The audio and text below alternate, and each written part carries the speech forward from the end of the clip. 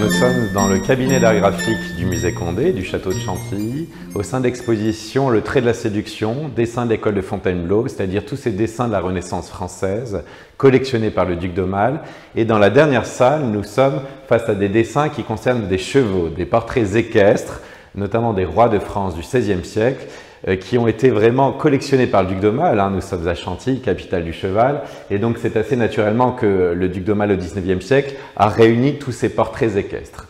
Alors au XVIe siècle, en France, les rois de France ont une obsession, c'est d'être se rapporter à une tradition de l'Antiquité, notamment à Rome, au Capitole, il y a la statue de Marc Aurèle, une statue équestre, et les rois de France se voulaient être les héritiers des empereurs romains et donc voulaient être représentés à cheval. Avoir une statue équestre, c'est quelque chose de techniquement compliqué au XVIe siècle. Il n'y a que les Italiens, à vrai dire, qui maîtrisent cette technique. Et tout au long du siècle, les rois, ça va être François Ier, ça va être Henri II, ça va être ensuite leurs successeurs, vont vouloir être représentés à cheval, grandeur nature, voire plus grand que nature, avec une statue. Malheureusement, ça ne va pas fonctionner. Il faut dire que Léonard de Vinci a été appelé par François Ier, notamment pour ce projet. Ça n'a pas abouti.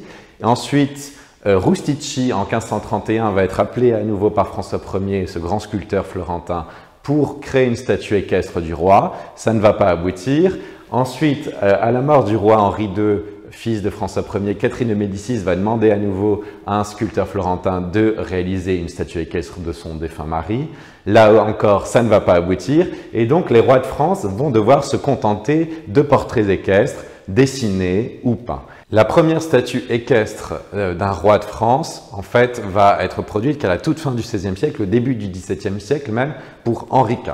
Et on va enfin pouvoir maîtriser techniquement la statue équestre, ces techniques avec les fontes, etc.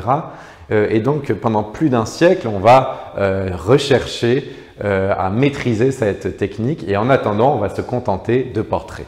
Et c'est ce que nous voyons ici. En fait, ce sont les Clouet, les portraitistes du roi, Jean Clouet puis son fils François, qui vont représenter en dessin puis en peinture les rois de France à cheval. Et c'est ce que nous voyons ici avec le roi Henri II, qu'on reconnaît ici avec sa petite toque, qui revêt une armure milanaise damasquinée et qui est représenté à cheval avec la jambe du cheval levée qui est assez typique. C'est une sorte de prototype qui va être inventé par les Clouet, qui va être repris tout au long du XVIe siècle avec un superbe harnachement de passementerie. C'est vraiment un cheval de parade. C'est le roi de France, tel un empereur romain, qui est ici l'héritier et qui est empereur en son royaume, en quelque sorte, qui est ici dans tous ses fastes, dans toute sa splendeur. Et ça va être un prototype qui va être repris tout au long du XVIe siècle, et c'est ce que nous allons voir. À partir du prototype de François Clouet, c'est-à-dire ce cheval avec la jambe levée, un peu rigide, ce cheval d'apparat, les artistes de l'école de Fontainebleau, c'est-à-dire tous ces artistes qui ont travaillé au sein du château de Fontainebleau autour des artistes italiens qui avaient été appelés par François Ier puis par Henri II. Donc ces artistes de l'école de Fontainebleau vont reprendre le prototype des Clouet pour dessiner, imaginer des portraits équestres des Valois de cette famille royale du XVIe siècle. Et c'est notamment le cas ici d'Antoine Caron, qui est un artiste originaire de Beauvais, qui va travailler à Fontainebleau et qui va être aussi un grand peintre et qui va aussi produire des portraits équestres, notamment ici du roi Charles IX, fils de Catherine de Médicis et d'Henri II, dont on voit ici deux représentations dessinées, l'un qui est un dessin préparatoire pour ce dessin qui est juste à côté, où vous avez justement le même cheval que nous avons vu tout à l'heure chez Clouet, un peu rigide, avec la jambe levée, avec un plumet de fête. Évidemment, tous ces portraits sont des portraits d'apparat. Et puis, dessus, sur le cheval, vous avez ce cavalier qui représente en fait le roi Charles IX, revêtant une armure d'apparat, lauré comme un empereur romain et qui se dresse devant tout un paysage imaginaire où vous avez notamment le soleil. Et en fait, ce soleil renvoie vers la personne du roi Charles IX. Le premier roi soleil de l'histoire de France, en fait, c'est Charles IX, c'est pas Louis XIV. Depuis son mariage en 1570 et depuis le traité de Saint-Germain, l'emblème du soleil a été adopté par Charles IX. Et là, on voit tout ce travail du dessin assez extraordinaire, ces rehauts de blanc typiques d'Antoine Caron, ces lavis d'encre, et puis un dessin qui est quadrillé, qui est mis au carreau hein, dans le jargon de l'histoire de l'art, qui indique qu'en fait ce dessin n'est pas l'œuvre aboutie. En fait, il est lui-même préparatoire à un tableau beaucoup plus grand qu'on pouvait reporter grâce à cette mise au carreau. Et donc, vous voyez un portrait d'apparat équestre qui est vraiment l'apanage des rois de France et qui a été tout à fait porté par ces artistes de l'école de Fontainebleau.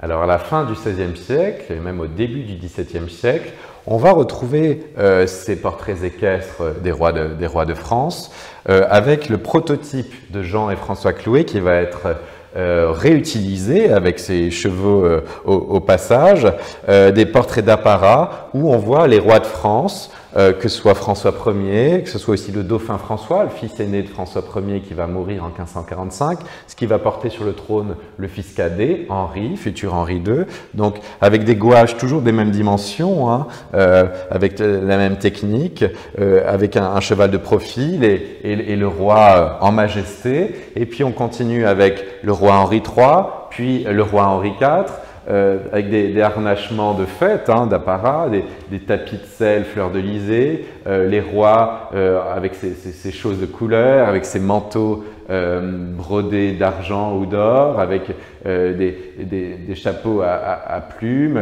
l'ordre du Saint-Esprit ici. Donc vraiment des grands, des habits de fête, d'apparat, comme je vous le disais. Et toutes ces gouaches appartiennent à plusieurs séries dynastiques qui ont été commandées à la fin du XVIe siècle, au début du XVIIe siècle. Nous sommes sous le règne d'Henri IV.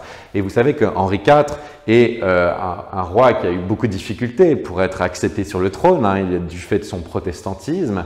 Et pour Henri IV, c'est une façon de montrer son appartenance à la lignée des Valois, hein, pour rappeler que lui-même était l'héritier du roi François Ier, du roi Henri II, l'héritier de cet âge d'or en quelque sorte, et montrer que certes c'est le premier roi Bourbon, mais c'est surtout le dernier roi valois. Et donc ces portraits équestres hein, si importants qui montrent la maîtrise des rois de France, de leur monture, mais aussi de leur royaume, ces portraits équestres s'inscrivent dans ce système politique en quelque sorte de la monarchie française de la fin de la Renaissance. Et donc vous pouvez découvrir toutes ces œuvres équestres ici à Chantilly, capitale du cheval, au sein du château jusqu'au 7 novembre 2021.